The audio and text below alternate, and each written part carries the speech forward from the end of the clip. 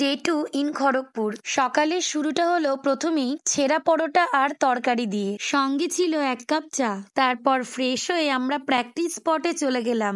দেন সেখানে অনেকক্ষণ প্র্যাকটিস হওয়ার পর যে যার মতন রেস্ট করতে রুমে চলে গেলাম।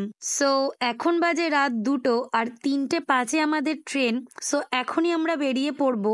সো যাওয়ার আগে সবাইকে টাটা করছিলাম, আর এই ম্যাডামের আবদার শোনো, আমাকে ভালো করে দেখো আমি যে টাটা করছি। সো এখন আমরা লজের বাইরে দাঁড়িয়ে আছি আর টিকলুদা গেছে বাইক আনতে। বাইক থেকে মনে পড়লো এই বাইকে বসে যে এক্সপিরিয়েন্স হয়েছে আমাদের, প্রথমত রাতে বেরিয়েছি আর 3 থেকে 4 বার বাইক খারাপ হয়েছে। যাই হোক, ফাইনালি আমরা স্টেশন পৌঁছে গেছি। টিকিট কেটে শটাং চালানোলাম ট্রেনের মধ্যে। ট্রেন তো একদম ফাঁকা, বাকিরা এই ট্রেনটা ধরতে পারেনি। যাই হোক, ট্রেন ছেড়ে দেওয়ার পর সারা রাত তো অর্পিতাদি ভালো করে ঘুমিয়েছে আর আমি একটুও ঘুমোতে পারিনি। ফাইনালি 3 ঘন্টার ট্রেন 4 ঘন্টায় পৌঁছালো হাওড়া স্টেশনে। সেখান থেকে আমরা বাস ধরলাম শিয়ালদা স্টেশন যাওয়ার জন্য, আর সেখানে উঠে আর এক কাণ্ড। বাসের কন্ডাক্টরের সাথে আমাদের ঝামেলা লেগে যায়, বলে কিনা 7টা পর্যন্ত নাকি ভোরবেলা, আর সেই জন্য তারা ডাবল ভাড়া নেবে। সো যাই হোক, ঝামেলা অনেক বেড়ে যাওয়ার পর আমি বললাম যে ডাবল ভাড়া দিয়ে দাও। দেন আমরা অর্ধেক রাস্তায় নেমে গিয়ে তো একটা বোকামি করেছি, অনেক কষ্টে দৌড়ে হাঁপিয়ে ট্রেনটা পেয়েছি।